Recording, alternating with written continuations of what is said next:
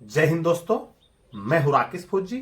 दोस्तों, आज के वीडियो में हम बात करेंगे सीआरपीएफ ट्रेड्समैन के अंदर जो कांस्टेबल बिगुलर की पोस्ट है, इसके अंदर बिगुलर का प्रमोशन कहां तक होता है, पूरी नौकरी करने के बाद में बिगुलर लास्ट जो रैंक होती है किस रैंक तक प्रमोट हो पाता है, एलडीसी एग्जाम को किस रैंक के लिए दे सकता है।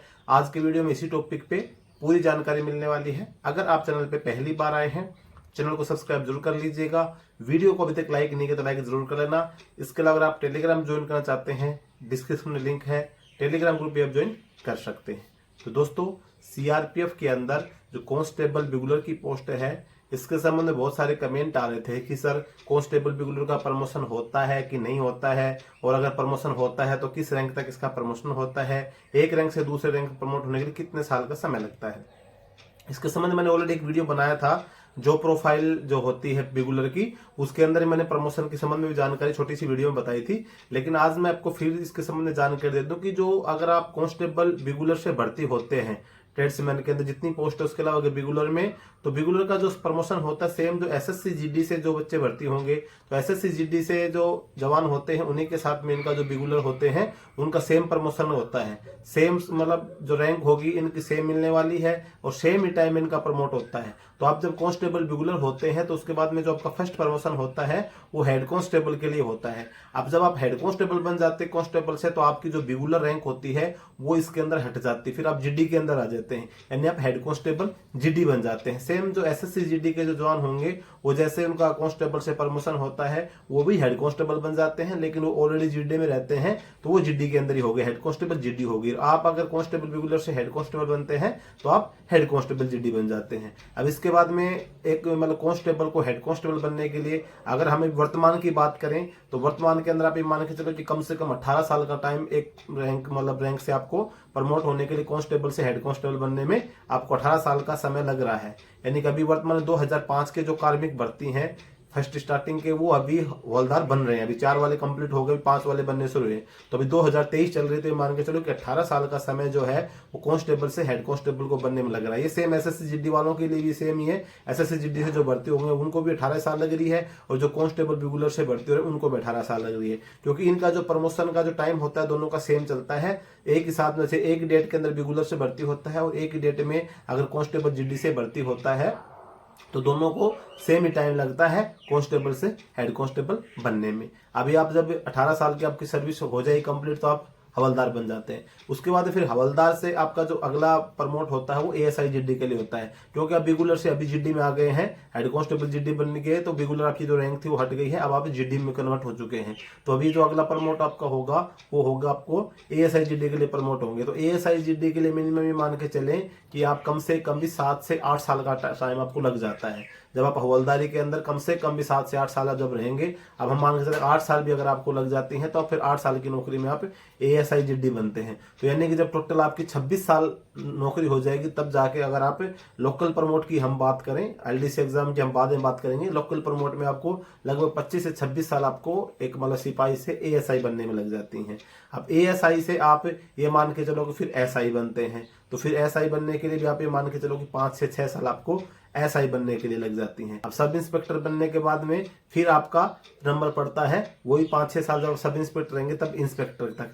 तो आप मतलब ये मान के चलो कि अगर पूरी 60 साल की नौकरी जब आपकी होगी, जब एज हो जाएगी 60 साल की एज तक अगर आप नौकरी करते हैं तो आप इंस्पेक्टर रैंक तक पहुंच जाते हैं। इंस्पेक्टर से आगे मान के चलो कि आपका कोई चांस नहीं है प्रमोशन का। इंस्पेक्टर में बहुत टाइम लगता है, क्योंकि इंस्पेक्टर से असिस्टेंट कमांड बनने में टाइम लगता है। लेकिन अगर आप 18 साल के भर्ती हो रहे हैं, 20 साल के भर्ती हो रहे हैं, अगर आप अपनी पूरी सर्विस करते हैं 60 साल की एज तक, तो आप इंस्पेक्टर रैंक तक पहुंच सकते हैं सीआरपीएफ के अंदर। तो उसके बाद में प्रमोशन मतलब इतने लोकल प्रमोट में इंस्पेक्टर असिस्टेंट कमांड बनना भी इतना आसान नहीं है, आप इंस्पेक्टर में रिटायरमेंट हो जाएंगे। अब ये तो हो गई आपकी प्रमोशन की बात। इसके अलावा अगर हम बात करें एलडीसी एग्जाम की, अब एलडीसी एग्जाम अगर आप कांस्टेबल बिगुलर से भर्ती होते हैं तो जो एसएससी जीडी के जो कार्मिक होते हैं वो जिस भी पोस्ट के लिए एलडीसी एग्जाम देंगे उन सभी पोस्ट के लिए आप एलिजिबल है एलडीसी एग्जाम देने के लिए। अब एलडीसी एग्जाम किस किस पोस्ट के लिए होते हैं तो इसकी हम बात करें तो सबसे पहले होता है आपका हेड कांस्टेबल जीडी के लिए एलडीसी एग्जाम होता है। यानी कि जो जीडी के कार्मिक जो होते हैं 4 साल जब आपकी सर्विस हो जाएगा आफ्टर ट्रेनिंग, तो आप आराम से हेड कांस्टेबल जीडी का एलडीसी एग्जाम दे सकते हैं।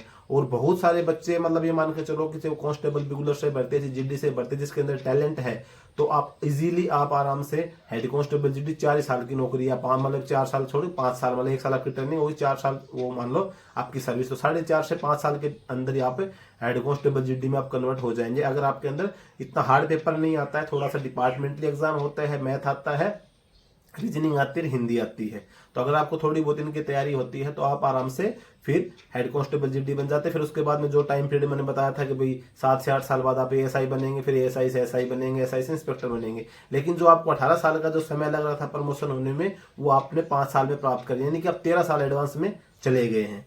अभी इसके अलावा आप हेड कांस्टेबल जीडी के लिए एग्जाम दे सकते हैं। अगर आपने 10+2 के अंदर पीसीएम यानी कि फिजिक्स केमिस्ट्री मैथ से अगर आप 10+2 पास हैं, तो फिर आप किसके लिए दे सकते हैं, आप एग्जाम दे सकते हैं हेड कांस्टेबल रेडियो ऑपरेटर और रेडियो फिटर, यानी कि जिसको रेडियो मैकेनिक बोला जाता है। बीएसएफ वगैरह के अंदर आरएम की वैकेंसी आती है, तो सीआरपीएफ के अंदर रेडियो फिटर हो जाता है, फिर हेड कांस्टेबल क्रिप्टो हो जाता है, तो साइफर वाला बोलते साइफर क्रिप्टो हो गया। तो इन सभी पोस्ट के अंदर अगर आप पीसीएम से 10+2 पास होते हैं तो इन सभी पोस्ट के लिए आप अप्लाई कर सकते हैं सिग्नल प्लाटून के लिए। और अगर आप इसके अंदर पास हो जाते हैं तो इसके अंदर सबसे बड़ा फायदा ये होता है कि आपको इसके अंदर सिर्फ आपका रिटन एग्जाम होता है और कुछ प्रोसेस नहीं होती, जबकि जीडी के अंदर आपकी पूरी प्रोसेस होती है। आपको रिटन एग्जाम भी देना पड़ता है, फिर आपका फिजिकल भी होता है, मेडिकल भी होता है। टोटल प्रोसेस जो आप स्टार्टिंग से भर्ती से देख जाते हैं वो सेम प्रोसेस जीडी के एग्जाम के लिए होती है। लेकिन अगर आप सिग्नल प्लाटून से, जैसे क्रिप्टो से, रेडियो मैकेनिक से, रेडियो ऑपरेटर से फॉर्म अप्लाई करते हैं, तो ये सभी प्रोसेस आपकी नहीं होती हैं और आप सिग्नल सेंटर में चले जाते हैं। अगर आपने पीसीएम से 10+2 पास किया तो इजीली आपका selection head constable radio operator के लिए हो जाता है। फिर आपकी जो रैंक हो, जो आपकी पोस्ट है वो चेंज हो जाती है, आप सिग्नल प्लाटून चले जाते हैं तो फिर radio operator, head constable radio operator, ASI radio operator, फिर ASI radio operator, SI radio operator, फिर इंस्पेक्टर रेडियो ऑपरेटर, यानी कि फिर आपकी अलग एक प्लाटून हो गया, आप सिग्नल प्लाटून में हो जाते हैं। तो आपके पास में एक ऑप्शन ये होता है HC head constable radio operator के लिए। उसके अलावा फिर एचसीएम के लिए होता है। इस साल तो एचसीएम की डिपार्टमेंट की वैकेंसी नहीं आई है, नहीं पहले जैसे एचसीएम की वैकेंसी भी आती है। अगर आपको टाइपिंग वगैरह अच्छी आती है तो आप उसके लिए अप्लाई करते हैं। सिविल से भी आप इसके लिए एलिजिबल है, सिविल से भी आप एग्जाम दे सकते हैं। इसके अंदर आपको छूट मिल जाती है अगर आप सेंट्रल गवर्नमेंट के कर्मचारी होते हैं, तो डिपार्टमेंटल डॉक्यूमेंट लगाने के बाद में आपको एज वगैरह में रिलैक्सेशन मिल जाता है। तो एचसीएम के लिए, एएसआई स्टेनो के लिए, ये जो सभी पोस्ट अगर डिपार्टमेंट आती हैं, इन सभी पोस्ट के लिए अंदर यहाँ पे एलिजिबल होते हैं, आप डिपार्टमेंट एग्जाम दे सकते हैं। इसके अलावा जो सब इंस्पेक्टर जीडी, सबसे जो मेन होता है पोस्ट होती है सब इंस्पेक्टर जीडी की, वो पोस्ट के लिए अगर आप ग्रेजुएट पास हैं तो जो एसएससी जीडी के जो जवान होंगे जो सब इंस्पेक्टर जीडी के लिए एलडीसी एग्जाम देते हैं, जैसे एसएससी सीपीओ का कोटा होता है, सेम डिपार्टमेंट एग्जाम भी होता है। लेकिन 2017 के बाद में एलडीसी की जो सब इंस्पेक्टर की पोस्ट नहीं आई है। हेड कांस्टेबल जीडी की तो आ रही है, लेकिन पता नहीं क्या चक्कर है कि सब इंस्पेक्टर जो जीडी की पोस्ट है वो डिपार्टमेंटली नहीं आ रही। लेकिन अगर डिपार्टमेंटली सब इंस्पेक्टर जीडी की पोस्ट अगर आती हैं तो आप इसके अंदर भी एलिजिबल है, अगर आप कांस्टेबल बिगुलर से भर्ती हो रहे हैं तो। लेकिन आप इसके अंदर ग्रेजुएट होना चाहिए, क्योंकि सभी जो पोस्ट हैं इनके लिए आपकी जो एजुकेशन होगी वो सभी के लिए अलग अलग होगी। जैसे हेड कांस्टेबल जीडी के लिए अप्लाई करें तो आपको 10+2 पास होना चाहिए। अगर आप सिग्नल प्लाटून के लिए जैसे रेडियो ऑपरेटर वगैरह, रेडियो मैकेनिक वगैरह के लिए करते हैं तो फिर आपके पास में जो सब्जेक्ट होगा पीसीएम होना चाहिए 10+2 पास का। इसके अलावा फिर आपके पास में अगर आप सब इंस्पेक्टर जीडी के लिए देते हैं तो फिर आप ग्रेजुएट होने चाहिए। तो एलडीसी एग्जाम आप सब इंस्पेक्टर जीडी के लिए दे सकते हैं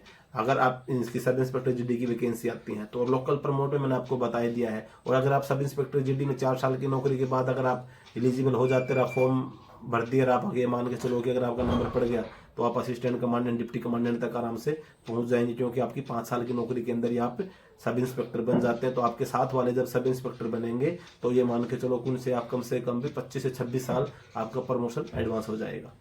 तो दोस्तों, promotion, LDC exam, bugler trade का यही जानकारी थी। अगर ये जानकारी आपको अच्छी लगी हो वीडियो को लाइक जरूर कर लेना। चैनल में पहली बार आए हैं सब्सक्राइब जरूर कर लेना। जय हिंद।